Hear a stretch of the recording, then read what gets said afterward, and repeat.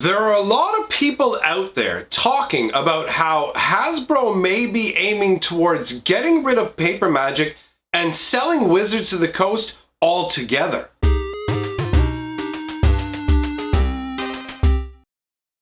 Greetings, owners of fine luxury cardboard rectangles. We are here to revisit a discussion that has been ongoing because it seems like this concept that people are throwing around has not been laid to rest. So, we've got new information specifically from Hasbro that we are going to get into.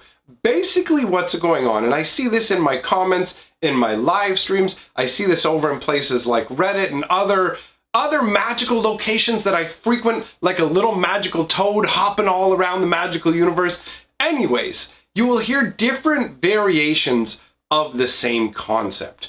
One of these concepts is that Hasbro is intending to sell off either Wizards of the Coast in its entirety or the Magic the Gathering intellectual property. One or the other or both, that they're primed up to do it all. So that's one situation that's being thrown around. And another is that the end goal is to stop the production of paper magic and solely vector through Arena. And by that I mean get everyone to stop playing paper magic altogether, stop producing paper magic products, and just have everyone as an Arena player. Now, these things are not new. This is something we've talked about before. But again, as I mentioned, there is new information from Hasbro. We have gotten a new financial report. So what I want to do is read out a short article to you, and then we're going to go over how all of this information is relevant to the discussion at hand. Okay, so this is from Forbes magazine, Forbes website, whatever you want to call it. I'm old, so I think magazines. But anyways, the article is entitled Magic the Gathering Leads Hasbro's Second Quarter Earnings. It starts out, Hasbro Incorporated reported a 9% revenue increase in the second quarter of 2019, led by significant growth in its Magic the Gathering franchise, the company announced this week. Hasbro, which is the parent company of Wizards of the Coast, the organization that oversees Magic's tabletop and digital versions, said that the card game was the most significant factor in the company's overall revenue increase. In its earnings call, Hasbro said that increased Magic tabletop popularity led to a 12% increase in in-store participation. I think it's interesting to note that basically they call Wizards of the Coast the organization that oversees Magic tabletop and digital versions. So it's like Hasbro's like, we own Magic, we just let Wizards of the Coast handle it. That sort of language I think is important to point out because it does make it sound like this is specifically something that Hasbro owns and they're just letting Wizards deal with. So that comes into the discussion. The article continues, Magic the Gathering Arena, the latest digital version of the game, made up the second largest source for Magic growth in Hasbro's second quarter. Arena still has yet to launch officially, but Hasbro said on the call that it will launch within the next 4 months. Now, I honestly don't see the Arena launch as really meaning anything. For me, them using the beta term has really just been to shield them from criticism. I mean, they're taking our money for things. They're running big tournaments that involve Arena, all this sort of thing. They've got the MPL and people on contracts to stream it. So the beta tag, to me, is really just a shield name and not something that actually really means anything. So the official launch, I don't think is going to come with anything special to it. I don't know. The article continues. Hasbro's second quarter earnings reflect a larger trend within the company that has been ongoing for the past year. Since at least the third quarter of 2018, Magic has been a major area of growth for the company. In Q3, quarter 3 of 2018, and for anybody who doesn't understand when I say Q3 or what that means is they just break a year up into 4 different quarters so that you can analyze the earnings, the direction of the company. It's something they do for their shareholders, essentially, to be like, okay, so each year is broken up into 4 Qs, essentially. So in Q3 2018, Magic drove a 5% increase in revenue in the gaming category. In Q4 2018, the company experienced a revenue decline, but still named Magic as the major franchise offsetting that decline. In Q1 2019, Hasbro's gaming earnings were back up 20% thanks to earnings from most notably Magic the Gathering and Monopoly. It's kind of funny to see those two grouped together. Magic and Monopoly. But hey, I mean, Magic almost has a monopoly on the card game industry. You can say whatever you want about other companies, but nobody has the big sprawling king of the hill position the same way that Magic does. I mean, Pokemon, I'll give it, is probably the closest. They're probably the closest. Anyhow, the article continues onwards to say, at 26 years old, Magic is hardly the hot new thing. However, the game's cyclical release schedule, in which multiple new card sets come out several times a year, keeps things fresh.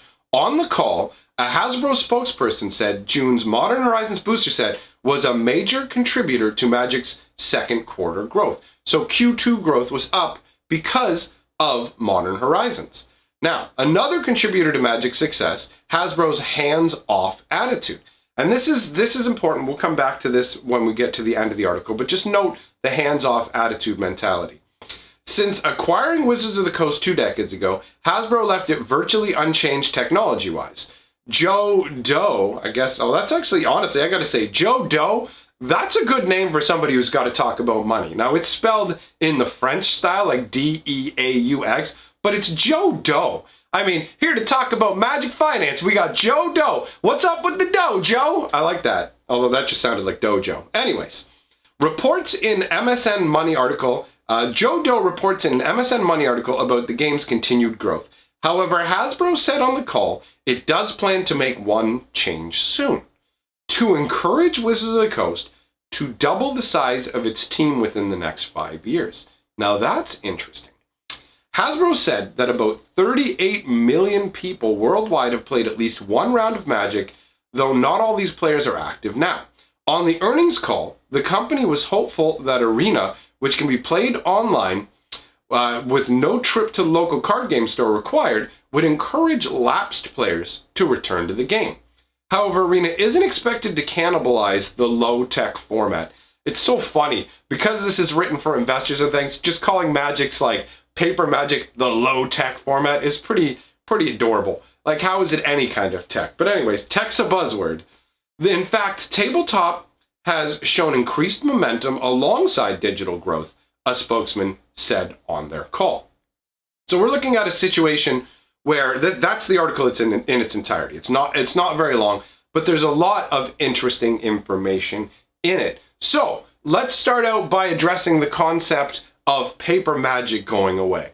Well, if we take a look at the information that we have here, this information that's being provided in no way signals that paper Magic would be going away. You can see that Modern Horizons is singled out as a major contributor to Magic's second quarter growth. Now, this is a double-edged sword. Modern Horizons is showing, yes, look, paper Magic can grow, it can bring in revenue. However, Modern Horizons also was basically a set that's twice the cost of a regular set. So Magic is growing, it is seeing financial gains, but that is at the cost of the game becoming more expensive. And this is a trend we're going to see going forwards. I do not see paper Magic going away, but I do see it becoming more expensive. And obviously the company has heavily signaled that not only in the past with the master sets and Modern Horizons, but going into the future with the new collector's boosters that are coming along with Throne of Eldraine. These booster packs are roughly anywhere from 5 to 7 times the cost of a regular booster pack. This is the new era of Magic that we're entering. Other things like Mythic editions also indicate we are moving into a new realm of Magic making more expensive products. Now, people wanting to buy these products is ultimately good for the health of the game. Obviously, if people are willing to put down the money and spend this, Hasbro keeps making their money. They're very happy. So that speaks to paper sticking around because they can make more money off it. On top of that, the use of Arena to actually engage lapsed Magic players to bring them back in. When you combine the fact that Arena will bring back lapsed players and also that Arena will lead people to have more interest in playing Magic and make them more likely to go out to events. I've had people who watch my channel who originally didn't really know about Magic and didn't have very much interest in it decide that they do have an interest. Then they decided to try out Arena. They tried out Arena and then they said, you know what? I'm going to look up an LGS in my area and go and play physical Magic. And so the Arena can serve as a vector to actually push people to paper Magic. And it specifically said in the article that the increased magical tabletop popularity basically has caused a 12% increase in in-store participation. So this would be, I imagine, based purely on numbers through the WPN. So they're seeing over a 10% increase in people participating in physical locations, and that's just in ways they can measure. They can't actually measure the number of people who've gone back to playing tabletop, like playing in your kitchen Magic, which I imagine would have a similar or more growth overall, in all honesty. So in terms of this making paper Magic go away, it's not something that I see happening. When you look at the fact that they would still need to design, they still have to, when you're making cards for Arena, you still have to source the artwork, you have to do the artwork, you still have to fully design the set and play test it. You have to do everything you would have to do for paper Magic. The only difference between paper Magic and Arena is physically printing the cards. So at that point, all the costs of acquiring artwork, designing the cards are all paid for. The only additional costs to make paper Magic are the costs of physically creating the cards, the packaging, and then shipping it off to distributors and such, or directly to the consumer, although admittedly shipping costs directly to the consumer are paid for by the consumer. So there's no real financial incentive for them to abandon paper Magic when they can charge more for their products, and the market has shown people will actually pay these increased prices. So that puts to bed the idea of them getting rid of paper Magic. And this is something that I imagine will still come up. And again, as more interesting evidence comes along that it's not the case as we go forwards, we will address that as well. Now, as for Hasbro selling Wizards of the Coast or selling Magic the Gathering, this article also does an excellent job of debunking that. We can see that Magic the Gathering is contributing to their bottom line to the point where Hasbro keeps mentioning their name, and they mention alongside of brands that they've been with Hasbro for a very long time. Monopoly is an established game that's been around forever. Now, Monopoly is a dreadful game. It is a dreadful game. I do not enjoy Monopoly in the slightest, because you either play with people who will trade other people monopolies in terrible deals, and then people have monopolies, or you play where nobody has monopolies because no one will trade with each other, and unless someone luck sacks into a monopoly, everybody just goes around the board forever collecting money from Go and just going, oh, here, I'll pay you a little bit of rent. So either you play with idiots and the game is frustrating, or you play with smart people and the game is frustrating. I do not like Monopoly. But regardless of my feelings about Monopoly, Monopoly has been a successful game for a very long time. There's a million versions. There's actually a version of Monopoly based on the city I live in. I live in a city with only like 120,000 people, and there is a My City themed Monopoly. That's how ubiquitous Monopoly is. So for Magic to be mentioned alongside a Monopoly that's a big deal. And the numbers that they are talking about, where you can see in Q3 2018, 5% increase in revenue in the gaming category. Hasbro's a big company. 5% is a big deal. And also the fact that they mentioned in the fourth quarter of 2018, when Hasbro was experiencing a revenue decline, Magic the Gathering was a major franchise that offset the decline. So Hasbro's getting hammered in other areas of the toy industry as there's a number of things eating into their business. But Magic the Gathering is actually helping them stay afloat in times of financial distress. And then you look at the first quarter of this year, and the gaming earnings were back up 20%. Honestly, up 20%. And then when you go to this quarter, they're reporting a 9% revenue increase led by significant growth in Magic the Gathering.